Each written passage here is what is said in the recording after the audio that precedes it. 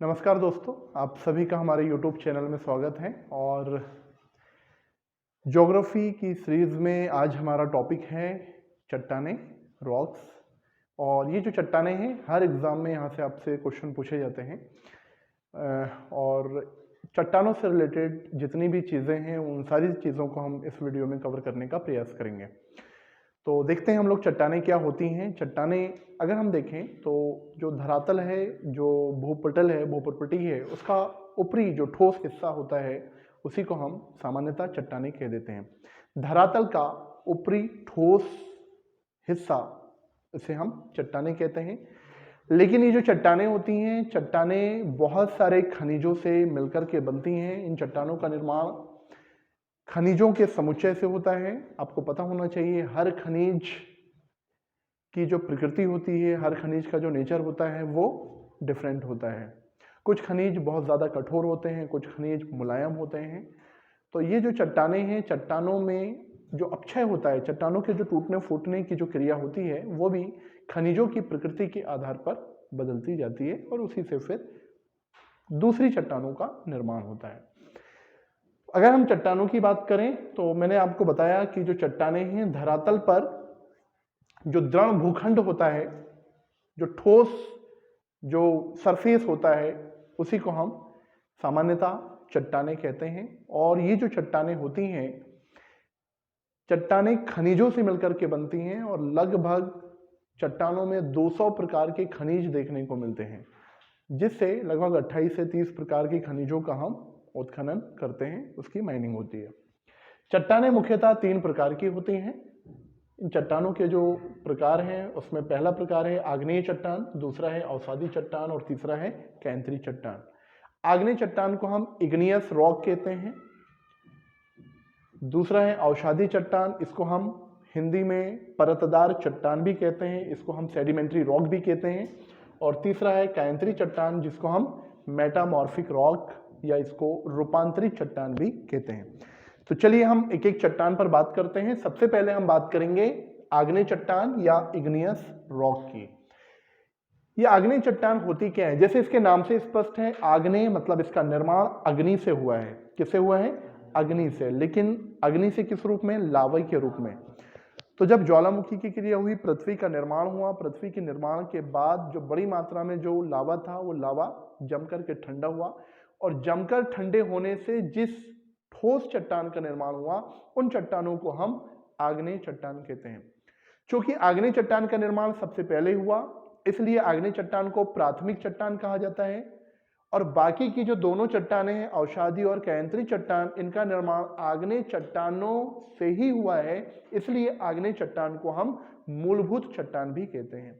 तो याद रहेगा आपको, प्राथमिक चट्टान और मूलभूत चट्टान के रूप में किसे जाना जाता है? आग्नेय चट्टान को जाना जाता है।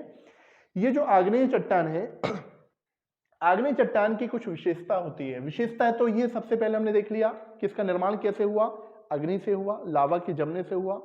ये चट्टानें काफी ठोस होती हैं, आग्नेय चट्टान। और चूंकि लावे के जमने से हुआ है, मैग्मा के जमने से हुआ है, इस वजह से इन चट्टानों में जीवाश्म आपको देखने को नहीं मिलेंगे। तो किसका अभाव पाया जाएगा इन चट्टानों में? जीवाश्म का अभाव पाया जाएगा।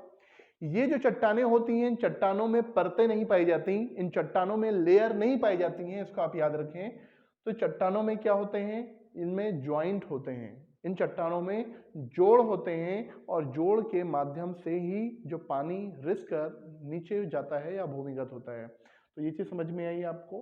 तो आग्नेय चट्टानें कैसी होंगी? इसका निर्माण लावा के जमने से होगा। आग्नेय चट्टानें सामान्यतः ठोस होंगी। आग्नेय चट्टान में जीवाश्म नहीं पाया जाएगा, क्योंकि अग्नि से बने ही है और आग लावे का जो टेम्परेचर होगा वो बहुत ज्यादा होगा, इस वजह से जीवाश्म नष्ट हो गए, इसलिए यहाँ पर आपको जीवाश्म का अभाव देखने को मिलेगा। जो आग्नेय चट्टानें होती हैं उनमें लेयर नहीं होती, परतें नहीं होती, बल्कि यहाँ पर आपको ज्वाइंट देखने को मिलते हैं। तो ये चीज याद रहेंगी आपको। इसके अलावा इसमें छिद्र और रंध्र भी नहीं पाए जाते, इसलिए बहुत कठिनाई से आग्नेय चट्टानों में जल रिस कर नीचे जा पाता है। तो यहां पर आपको छिद्र और रंध्र भी देखने को नहीं मिलेंगे। क्लियर? चलिए, ये तो मैंने एक सामान्य बात की आग्नेय चट्टान के बारे में, कुछ विशेषताएं हमने देखी। अब हम बात कर लेते हैं आग्नेय चट्टानों के दो प्रकार हैं, दो प्रकार से इसको डिवाइड किया जाता है। एक उसके केमिकल कंपोजिशन के आधार पर, रासायनिक संरचना के आधार पर, और दूसरा गहराई के आधार पर। तो जो रासायनिक संरचना के आधार पर अगर हम देखें आग्नेय चट्टानों को, तो रासायनिक संरचना के आधार पर आग्नेय चट्टानों के मुख्यतः दो रूप हमें देखने को मिलते हैं। एक अम्लीय आग्नेय चट्टान और दूसरा क्षारीय आग्नेय चट्टान। अम्लीय आग्नेय चट्टान वो चट्टान है जिसमें अम्ल की मात्रा बहुत ज्यादा होती है, मतलब जिसमें सिलिका की मात्रा ज्यादा होगी, ऐसी चट्टानों को हम क्या कहेंगे, अम्लीय आग्नेय चट्टान। और इसका सबसे अच्छा उदाहरण है ग्रेनाइट। तो याद रहेगा आपको, ग्रेनाइट किसका उदाहरण है, अम्लीय आग्नेय चट्टान का। और दूसरी चट्टान ऐसी है जिसमें अम्ल की मात्रा कम होती है, जिसमें क्षारीयता की मात्रा ज्यादा होगी, ऐसी सिलिका की मात्रा जिसमें कम होगी, फेरोमैग्नीशियम की मात्रा जिसमें ज्यादा होगी, ऐसी चट्टानों को हम क्या कहेंगे, क्षारीय आग्नेय चट्टान कहेंगे। और क्षारीय आग्नेय चट्टान का एग्जाम्पल है बेसाल्टिक चट्टानें। क्लियर हुई ये चीज आपको। तो रासायनिक संरचना के आधार पर आग्नेय चट्टानों को हमने अम्लीय और क्षारीय दो रूपों में बांटा।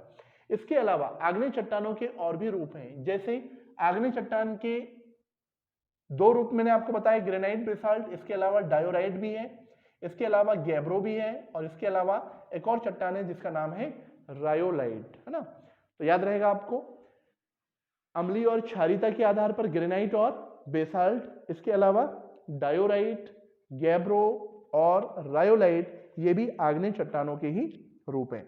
इसमें एक चीज मैंने आपको बताई कि जो डायोराइट आग्नेय चट्टान है ये भी ग्रेनाइट जैसी ही होती है, लेकिन ग्रेनाइट से थोड़ी ज्यादा भारी होती है, और इसकी रचना मुख्यतः फेल्सफॉर जैसे खनिजों से मिलकर के होती है। किससे, फेल्सफॉर जैसे खनिजों से मिलकर के होती है।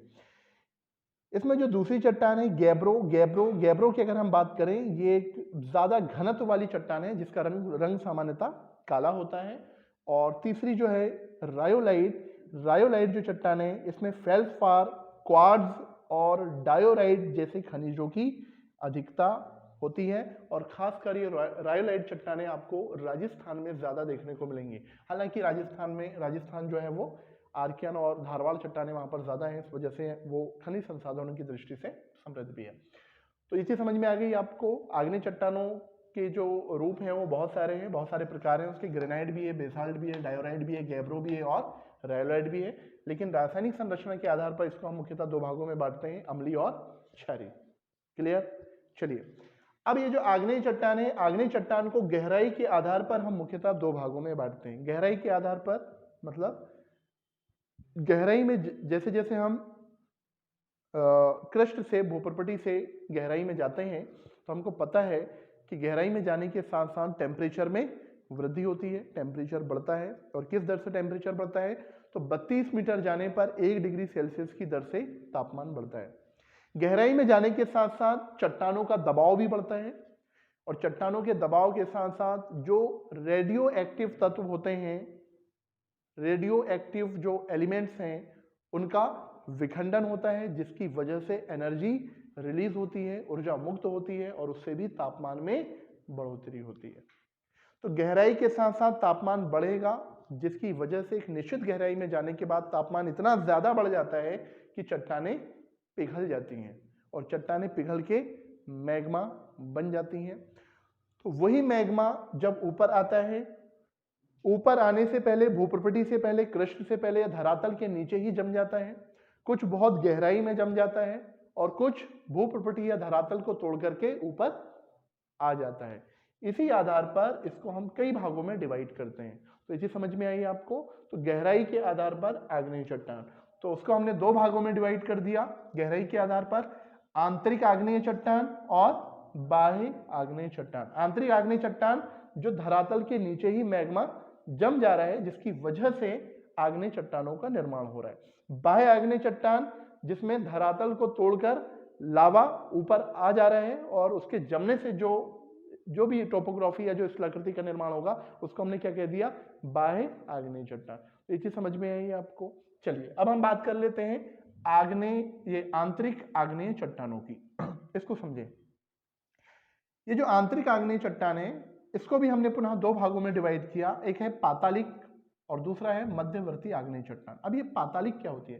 पातालिक का मतलब ये कि जो बहुत अधिक गहराई पर जब मैग्मा, जब लावा जमा होता है, बहुत अधिक गहराई पर लावे के ठंडे होने से जिन आग्नेय चट्टानों का निर्माण होता है उसे हम पातालिक आग्नेय चट्टान कहते हैं। और ये चट्टानें जो होंगी बहुत ज्यादा गहराई में, टेम्परेचर भी ज्यादा होगा, तो इनके ठंडे होने की दर भी धीमी होगी। और इसका सबसे अच्छा एग्जाम्पल है ग्रेनाइट चट्टानें। कौन सी चट्टानें? ग्रेनाइट चट्टानें। तो याद रहेगा आपको, अत्यधिक गहराई पर जब मैग्मा के जमा होने से लावे के धीरे धीरे ठंडे होने से जिन चट्टानों का निर्माण होता है उनको पातालिक आग्नेय चट्टान कहते हैं, और इसका उदाहरण है ग्रेनाइट। चलिए अब हम बात करते हैं मध्यवर्ती आग्नेय चट्टानों की। तो इसके कई सारे रूप हैं। मध्यवर्ती आग्नेय चट्टान कौन सी चट्टान है? ये वो चट्टानें होती हैं जब नीचे का मैग्मा, भूगर्भ का जो मैग्मा है वो भूप्रपटी में ऊपर आने से पहले, धरातल में आने से पहले धरातल के नीचे ही जमकर, धरातल के नीचे ही ठंडा होकर जम जाता है। उससे जिस स्थलाकृतियों का निर्माण होता है, ऐसी चट्टानों को हम मध्यवर्ती आग्नेय चट्टान कहते हैं। इसमें आपको बहुत सारी टोपोग्राफी देखने को मिलेगी, जिसमें बैथोलिथ, लैकोलिथ, फैकोलिथ, लोपोलिथ, सिल और डाइक जैसी स्थलाकृतियों का निर्माण होता है। लेकिन ये कहाँ होगा? धरातल के नीचे होगा। क्या ये बात समझ में आई आपको? जब भूप्रपटी का, धरातल का बहुत ज्यादा अपक्षय हो चुका होता है, बहुत ज्यादा अपर्दन हो चुका होता है, ऊपरी जो भूभाग है वो हट चुका होता है अपक्षय की वजह से, तब ये स्थलाकृति हमको ऊपर से दिखाई देने लगती हैं। लेकिन ये भी अलग अलग तरीके से बनती हैं। इनमें डिफरेंस क्या है तो इस पर हम बात कर लेते हैं। ठीक है, तो ये समझ में आ गया आपको। तो batholith, laccolith, phacolith, lopolith, seal और डाइक जैसी जो स्थलाकृतियां हैं, ये किस चट्टान का एग्जाम्पल है? आग्नेय चट्टान का एग्जाम्पल है। और आग्नेय में भी किसका एग्जाम्पल है? ये मध्यवर्ती आग्नेय चट्टानों के उदाहरण हैं। क्लियर? तो इसमें सबसे पहले हम देख लेते हैं कौन सी आग्नेय चट्टान? बैथोलिथ। तो इसका जो पहला प्रकार है वो है बैथोलिथ। अब ये बैथोलिथ आग्नेय चट्टानें क्या होती हैं? तो ये जो बैथोलिथ आग्नेय चट्टानें, ये प्रायः गुंबद के आकार की होती हैं और इनके ऊपरी भाग अत्यधिक असमान होते हैं। और इन चट्टानों के रूप में विश्व के अधिकांश पर्वतों के कोर आपको देखने को मिलेंगे। तो देखो भाई, समझते हैं। ये छोटे छोटे डायग्राम में यहाँ पर बनाता हूँ तो जिससे आपको चीज़ें बहुत अच्छे से समझ में आ जाएगी। तो यहाँ पर मैंने एक ये लाइन खींच दी। ये आप मान लीजिए ये क्या है?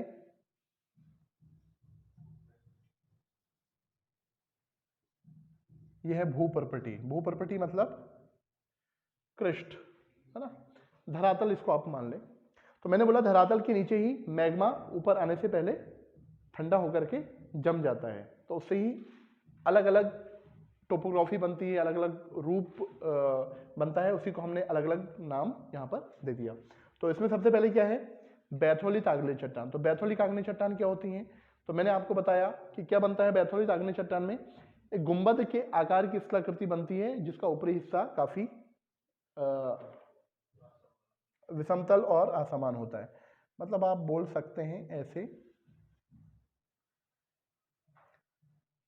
गुंबद के रूप में स्थलाकृति का निर्माण होगा जिसका ऊपरी हिस्सा काफी विषमतल और असमान होगा। और यहां पर क्या हो जाएगा? मैग्मा, यहां पर मैग्मे का जमाव हो जाएगा। ठीक है ना? लेकिन क्या होगा जब ये भूप्रपटी या जो धरातल का हिस्सा है ये बहुत ज्यादा अपक्षयित हो जाएगा, ये टूट फूट जाएगा, तो ये हमको, इसका जो ऊपरी हिस्सा है, ऊपरी जो शीर्ष है, ये हमको ऊपर से दिखाई देने लगता है। तो इसी स्थलाकृति को हम क्या कहते हैं? बैथोलिथ कहते हैं। क्लियर? तो विश्व के अधिकांश जो पर्वतों के कोर हैं वो किसके उदाहरण हैं? बैथोलिथ के एग्जाम्पल हैं। बैथोलिथ। क्लियर? चलिए, तो ये सब मेंस में आप लोगों से पूछा जाता है, प्री में भी आपसे पूछ लेगा कि बैथोलिथ किसका एग्जाम्पल है। दूसरी स्थलाकृति है जिसको हमने बोला लेकोलिथ। तो लेकोलिथ क्या होता है? पृथ्वी के धरातल के पास परतदार चट्टानों के बीच गुंबदाकार संरचना में मैग्मा के जमने से, पृथ्वी के धरातल के बीच कैसी चट्टानों में? परतदार चट्टानों के बीच गुंबदाकार संरचना में किसके जमने से? मैग्मा के जमने से। परतदार चट्टानों में के बीच इस तरीके से क्या हो जाएगा? ये मैग्मा है ना। बस आप इसको इमेजिन करें, है ना, कि किस तरीके की आकृति होगी। अब एग्जैक्ट वैसा तो हम बना नहीं सकते। तो यहाँ पर दोनों में फर्क क्या है? ये थोड़ा सा असमतल होगा, यहाँ भी गुंबद बन रहा है, लेकिन यहाँ पर गुंबद मतलब असमतल नहीं है ना, विषम नहीं है। और यहाँ भी क्या होगा? मैग्मा का जमा हो जाएगा। तो इसको हमने क्या बोल दिया? लेकोलिथ कह दिया। तो याद रहेगा आपको लेकोलिथ।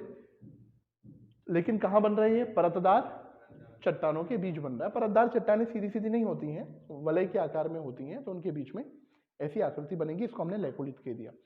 तीसरा है फेकोलिथ। फेकोलिथ में क्या होता है? जब मैग्मे का जमाव तरंगों के रूप में होता है या अपनति और अभिनति के रूप में होता है। जब मैग्मे का जमाव तरंगों के रूप में या अपनति या अभिनति के रूप में होगा, तो ऐसी स्थलाकृति को हम क्या कहेंगे? फेकोलिथ कहेंगे। क्या बोलेंगे? फेकोलिथ। आ रही बात समझ में? बस इसमें ये याद रखें, फेकोलिथ में जब मैग्मे का जमाव धरातल के नीचे तरंगों के रूप में होता है या अपनति और अभिनति के रूप में होता है, तो ऐसी स्थलाकृति को हम क्या कहते हैं? फेकोलिथ कहते हैं। क्लियर हुई चीज आपको? तीनों में अंतर समझ में आ गया? चलिए, चौथी जो स्थलाकृति है जिसका नाम है लोपोलिथ। अब ये लोपोलिथ क्या होता है इसको समझ लिए। लोपोलिथ को, जब लावे का जमाव धरातल के नीचे अवतल आकार वाली तश्तरी नुमा संरचना के रूप में होता है। इसको मैं मिटा दे रहा हूं। क्या होती है लोपोलिथ? जब लावे का जमाव एक अवतल आकार वाली तश्तरी नुमा संरचना के रूप में होता है।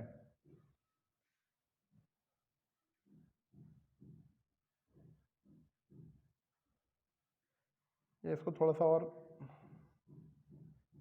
जैसे बाउल होता है ना, एक कटोरे के आकार में, तो वैसे आप बोल सकते हो। एक अवतल आकार वाली तश्तरी नुमा संरचना में जब लावे का जमाव हो जाता है, तो इसी को हम क्या कहते हैं? लोपोलिथ कहते हैं। क्लियर? और आकार कैसा होगा इसका? अवतल होगा, है ना, कॉनकेव होगा। ठीक है, ये याद रहेगा आपको। चलिए मैं एक बार फिर से बोल देता हूं। लोपोलिथ की जो डेफिनेशन है वो, जब लावे का जमाव धरातल के नीचे अवतल आकार वाली तश्तरी नुमा संरचना में होता है, तो उसको हम लोपोलिथ कहते हैं।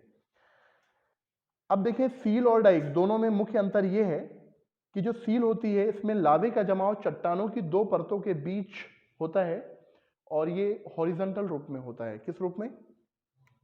हॉरिजॉन्टल रूप में। तो देखें, इसमें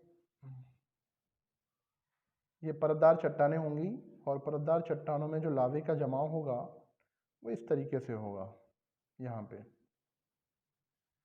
लेकिन ये सब कहाँ हो रहा है? धरातल के नीचे हो रहा है। ये चीज समझ में आ रही है आपको? परतदार चट्टानों में जब लावा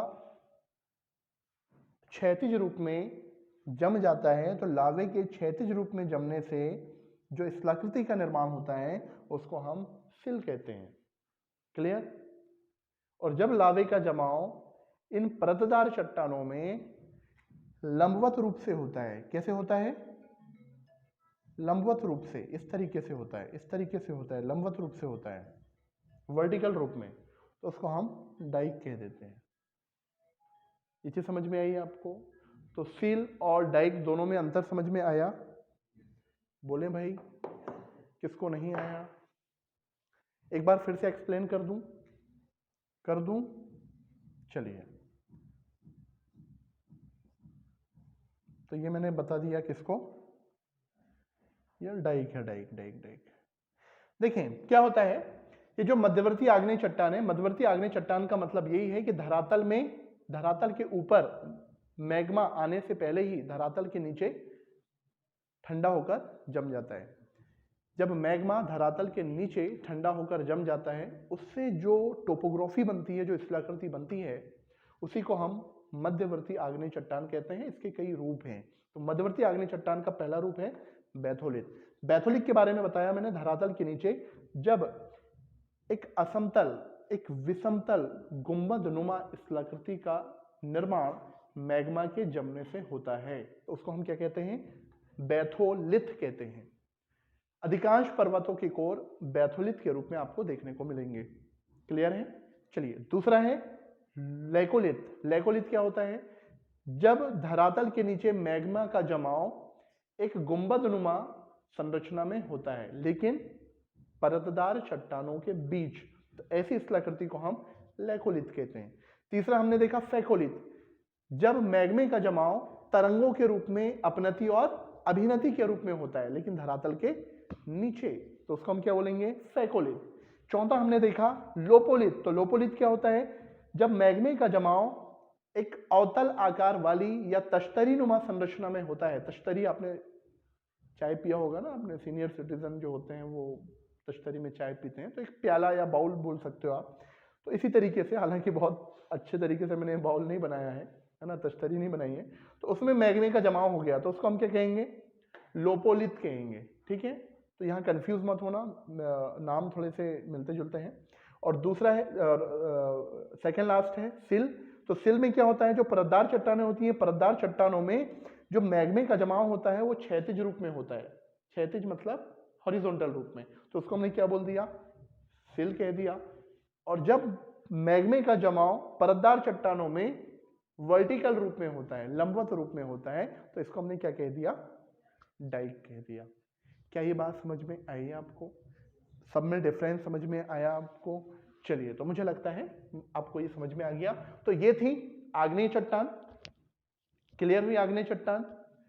अब हम बात करते हैं अवसादी चट्टानों की। अवसादी चट्टान सेडिमेंट्री रॉक, नाम से ही स्पष्ट है। अवसाद, तो होता क्या है कि जो अवसादी चट्टानें होती हैं, ये अवसादी चट्टानें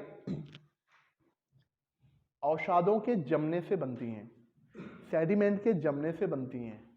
और कैसे सेडिमेंट के जमने से बनती हैं? तो वही आग्नेय चट्टान, जब इन चट्टानों का या चट्टानों का अपक्षय होता है, चट्टानें टूटती फूटती हैं, तो उनके जमा होने से, जीव जंतुओं के अवशेष से, वनस्पतियों से, पेड़ पौधों के जमने से, लाखों वर्षों तक लगातार जमते चले जाने से इन चट्टानों का निर्माण होता है। क्लियर हुई ये चीज आपको? और ये जो अवसाद होते हैं, ये परत दर परत जमते हैं। इस वजह से इन चट्टानों को हम परतदार चट्टान भी कहते हैं। तो याद रहेगा, अवसादी चट्टान को ही हम परतदार चट्टान भी कहते हैं। क्या विशेषता है? अब मैंने बताया जीव जंतुओं के अवशेष और वनस्पतियों के जमने से इन अवसादी चट्टानों का निर्माण होता है। तो पहले तो याद रखें, जो अवसादी चट्टानें हमारे देश में प्राकृतिक संसाधनों की दृष्टि से बहुत महत्वपूर्ण है, क्योंकि हमारे देश का जितना कोयला, जितना पेट्रोल और प्राकृतिक गैस के भंडार हैं, ये सारे के सारे आपको अवसादी चट्टानों में ही मिलते हैं, अवसादी चट्टानों से ही प्राप्त होते हैं। भारत के ही नहीं बल्कि विश्व के। तो याद रहेगा आपको, पेट्रोल, कोयला, प्राकृतिक गैस किन चट्टानों से प्राप्त होता है? अवसादी चट्टानों से प्राप्त होता है। एग्जाम में कई बार ये क्वेश्चन पूछा गया। जो अवसादी चट्टानें होती हैं, अवसादी चट्टानों की अगर हम विशेषता देखें, तो ये जो अवसादी चट्टानें होंगी, इनमें जीवाश्म बहुत भरपूर मात्रा में मिलेंगे। सबसे ज्यादा जीवाश्म किसी चट्टान में मिलेंगे तो अवसादी चट्टानों में मिलेंगे। ये जो अवसादी चट्टानें होंगी परतों के रूप में पाई जाएंगी। ये जो अवसादी चट्टानें होंगी, इसमें रंध्र पाए जाते हैं, इसमें छिद्र पाए जाते हैं, जिससे आसानी से जल रिस कर नीचे चला जाता है। आ गई बात समझ में? और ये जो अवसादी चट्टानें हैं, ये चूंकि बाकी चट्टानों की तुलना में ज्यादा कठोर नहीं हो पाती हैं, इसलिए सबसे ज्यादा अपक्षय किसी चट्टान का होता है। सबसे ज्यादा अपक्षय या वेदरिंग की क्रिया कहीं देखने को मिलेगी तो आपको अवसादी चट्टानों में ही मिलेगी। क्लियर हुई ये चीज आपको? तो ये देख लिया हमने अवसादी चट्टानों की विशेषता। इसके अलावा जो इसमें जो परतें पाई जाती हैं, जो लेयर पाई जाती हैं, आप इसको याद रख लेना, परतें जो होती हैं वो वलय के रूप में होती हैं, अपनति और अभिनति के रूप में आपको लेयर देखने को मिलेंगी इस तरीके से। क्लियर हुई ये चीज? चलिए, तो ये था अवसादी चट्टान और उसकी विशेषता। अब देखिए, जो अवसादी चट्टानें हैं, अवसादी चट्टानों को भी हम कई भागों में डिवाइड करते हैं, कई रूपों में इसको हम बांटते हैं। तो इसको हम 3 रूपों में बांटते हैं। एक तो यांत्रिक क्रिया के द्वारा जिन पदार्थों का निर्माण होता है, दूसरा जैविक तत्वों के द्वारा जिन पदार्थों का निर्माण होता है, और तीसरा रासायनिक तत्वों के द्वारा जिन पदार्थों का निर्माण होता है। तो इसमें देखो, यांत्रिक क्रिया के द्वारा जो विखंडित पदार्थ हैं, तो यांत्रिक क्रिया से जैसे मैंने यहां पर लिखा हुआ है लोयस, है ना, लोयस का निर्माण। यांत्रिक क्रिया मतलब एक मशीन की तरह जो काम हो रहा है, ठीक है। तो आपको पता होना चाहिए जो लोयस है, लोयस के मैदान है, लोयस एक प्रकार की क्या है, मिट्टी है। इसका निर्माण कैसे होता है? वायु से होता है। जब वायु मरुस्थली क्षेत्र में या किसी क्षेत्र में उड़कर एक स्थान से दूसरे स्थान जाती है, तो वो अपने साथ बालू को लेकर के जाती है, और बालू के जमा होने से किसका निर्माण होता है? लोयस का निर्माण होता है। क्लियर? तो लोयस किससे बना? वायु के द्वारा बना। इसके अलावा बोल्डर और जो क्ले का निर्माण होता है, ये हिमानी क्रिया से होता है। तो हिमानी जो है पर्वतीय क्षेत्रों में, उच्च अक्षांशीय क्षेत्रों में जो अपघर्षण का कार्य करती है, उसकी वजह से बोल्डर और क्ले, बोल्डर जो होते हैं वो चट्टानों के बड़े कण होते हैं, और क्ले जो होते हैं वो चट्टानों के बारीक कण होते हैं, छोटे कण होते हैं, इनका निर्माण होता है। इसके अलावा बलुआ पत्थर, ये बलुआ पत्थर है। तो बलुआ पत्थर का निर्माण कैसे होगा? तो बलुआ पत्थर का जो निर्माण होता है, ये जल के द्वारा होता है, या जल अपर्दन की वजह से। जो नदियां होती हैं अपने साथ बहुत सारी बालू को, बहुत से कणों को लेकर के आगे बढ़ती हैं, तो उनके घिसने की वजह से, उनके आपस में अपघर्षण और सन्निघर्षण की वजह से बलुआ पत्थर जैसी चीजों का निर्माण होता है। अपघर्षण का मतलब होता है कि नदियों में जो बालू है, नदियों में जो अवसाद हैं, उन अवसादों के द्वारा उनकी तली को घिसना, जिससे चट्टानें टूटती फूटती हैं, इस क्रिया को हम अपघर्षण कहते हैं। और जो नदियों में जो चट्टानें होती हैं, वो चट्टानें आपस में ही टकराकर जब और बारीक टुकड़ों में विखंडित होती हैं, तो इस क्रिया को हम सन्निघर्षण कहते हैं। तो फर्क समझ में आ गया आपको, अपघर्षण, सन्निघर्षण। तो इस क्रिया के द्वारा किसका निर्माण होता है? बलुआ पत्थर का। तो क्लियर हुई आपको? तो लोयस का निर्माण किससे हुआ? वायु से हुआ। बोल्डर क्ले का निर्माण हिमानी से हुआ, और बलुआ पत्थर का निर्माण किससे हुआ? जल के द्वारा हुआ। ठीक है, आगे बढ़ें। इसके बाद हम बात करते हैं जैविक तत्वों से निर्मित अवसादी चट्टान। तो जैविक तत्वों से कैसे निर्मित होती है आग्नेय चट्टान? तो जितने भी जो जीव जंतु हैं, जीव जंतुओं के अवशेष जब दब जाते हैं लाखों वर्षों के बाद, जब उसमें रासायनिक अभिक्रिया होती है, तो उससे किसका निर्माण होता है? चूना बनता है, लाइमस्टोन बनता है ना। तो चूना पत्थर का निर्माण ऐसे होगा। और जो वनस्पतियां हैं, जब वनस्पतियां लाखों करोड़ों वर्षों तक दबे रहती हैं, तो वो किस में परिवर्तित हो जाती हैं? कोयले में परिवर्तित हो जाती हैं। तो चूना पत्थर, कोयला, ये किस चट्टान का एग्जाम्पल है? ये अवसादी चट्टान का एग्जाम्पल है। इसके अलावा रासायनिक तत्वों द्वारा निर्मित, तो रासायनिक जो चट्टानें होती हैं, जो अवसाद होते हैं, उनमें जो रासायनिक क्रिया होती है, इस वजह से भी बहुत सी अवसादी चट्टानों का निर्माण होता है। जैसे खड़िया है, डोलोमाइट है, जिप्सम है, और इसमें भी हम किसको रखते हैं? चूना पत्थर को रखते हैं। तो रासायनिक क्रिया, इसमें विलयन की क्रिया होती है। ये जो खनिज है, ये मतलब जो पदार्थ हैं, ये घुलते हैं, और घुलने की वजह से भी ये बहुत से अवसादी जो चट्टान है वो निर्मित होती है। तो क्लियर हुई आपको? अवसादी चट्टानों का निर्माण 3 प्रक्रियाओं के द्वारा होता है। एक यांत्रिक क्रिया से, दूसरा जैविक क्रिया से, और तीसरा रासायनिक क्रिया से। बढ़े आगे। इसके बाद जो तीसरी जो चट्टान है वो है कायांतरित चट्टान, या इसको हम रूपांतरित चट्टान भी कहते हैं। कायांतरित, जो अपनी काया बदल ले, रूपांतरित, जो रूपांतरित हो जाए, इसको हम इंग्लिश में मेटामॉर्फिक रॉक कहते हैं। क्या कहते हैं? Metamorphic rock. क्या होती है इसको समझ लीजिए। तो कायांतरित और रूपांतरित जो चट्टानें होती हैं, ये मूलतः आग्नेय और अवसादी चट्टानों का ही परिवर्तित रूप होती हैं। होता क्या है, जब ताप और दाब के कारण, ताप मतलब टेम्परेचर और दाब मतलब प्रेशर, तो ताप और दाब के कारण आग्नेय और अवसादी चट्टानों का रूप परिवर्तित हो जाता है। तो ऐसी चट्टानों को ही हम कायांतरित या रूपांतरित चट्टानें कहते हैं। तो जब इनका रूप परिवर्तित होगा तो इसमें रासायनिक अभिक्रिया होगी, और जब इनका रूप परिवर्तित होगा तो इनमें जो कठोरता है, इनका जो रंग है, इनकी जो प्रकृति है, उसमें भी आपको परिवर्तन देखने को मिलेगा। क्लियर? हर तरीके से परिवर्तन होगा। और जो रूपांतरित चट्टानें होती हैं, इनकी जो विशेषता है वो ये कि इनके लिए ज्यादा ताप चाहिए, टेम्परेचर चाहिए, इनके लिए ज्यादा प्रेशर चाहिए, दबाव चाहिए। इसके अलावा इनका जब रूपांतरण होता है तो ये बहुत ज्यादा कठोर हो जाती हैं। तो तीनों ही चट्टानों में सबसे ज्यादा कठोर चट्टानें कोई होंगी तो वो कौन सी चट्टानें होंगी? कायांतरित या रूपांतरित चट्टानें होंगी। इसके अलावा जो रूपांतरित चट्टानें होती हैं, कई बार रूपांतरित चट्टानों का भी पुनः रूपांतरण हो जाता है। रूपांतरित चट्टानों का भी कई बार पुनः रूपांतरण हो जाता है, जैसे अभी मैं कुछ एग्जाम्पल से आपको यहां पर बताने का प्रयास करूंगा। तो ये चीज समझ में आई आपको? जैसे कोयला, कोयला क्या बना? कोयला कैसी चट्टान है? औषधि चट्टान है। लेकिन कोयला जब रूपांतरित हुआ तो क्या बन गया? ग्रेफाइट बना। लेकिन ग्रेफाइट का भी पुनः रूपांतरण हो गया तो वो हीरा बन गया, डायमंड बन गया। क्लियर हुई ये चीज आपको? तो इसके बहुत सारे एग्जाम्पल है। तो देखो एग्जाम्पल क्या क्या है। जैसे मैंने बताया बलुआ पत्थर, बलुआ पत्थर किसके एग्जाम्पल है? बलुआ पत्थर औषधि चट्टान है। तो ताप और दाब के कारण बलुआ पत्थर जब अपना रूप परिवर्तित कर लेता है तो क्या बन जाता है? क्वार्टजाइट बन जाता है। एग्जाम में आपसे क्वेश्चन पूछे जाते हैं तो इसको आप याद रखिए। चूना पत्थर जब इसका रूप परिवर्तित होगा लाखों वर्ष बाद तो ये चूना पत्थर क्या बन जाएगा? यही संगमरमर बन जाएगा। कोयले का रूप परिवर्तित हुआ, ये क्या बन गया? ग्रेफाइट। और ग्रेफाइट का पुनः रूप परिवर्तित हुआ, पुनः रूपांतरण हुआ तो क्या बन गया? हीरा बन गया। तो क्वार्टजाइट, संगमरमर, ग्रेफाइट, हीरा, ये सब किसके एग्जाम्पल हैं?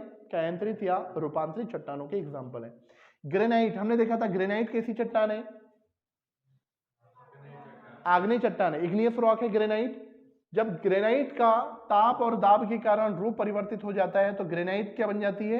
नीस बन जाती है। तो नीस किसका एग्जाम्पल है? कायांतरित चट्टान का एग्जाम्पल है। इसी तरीके से शैल का जब रूप परिवर्तित होगा तो शैल क्या बन जाएगी? स्लेट बन जाएगी। और जो बेसाल्ट, बेसाल्ट भी कौन सी चट्टान है? आग्नेय चट्टान है। इसका जब रूप परिवर्तित होता है तो बेसाल्टिक चट्टानें रूप परिवर्तित करके एम्फीबोलाइट में परिवर्तित हो जाती हैं। क्लियर है? तो ये याद रहेगा आपको। तो देख लें, बलुआ पत्थर क्या बन गया? क्वार्टजाइट बन गया। चूना पत्थर संगमरमर बन गया। कोयला ग्रेफाइट बन गया। ग्रेनाइट का रूप परिवर्तित हुआ तो वो नीस बन गया। शैल स्लेट बन गई। बेसाल्ट एम्फीबोलाइट बन गई।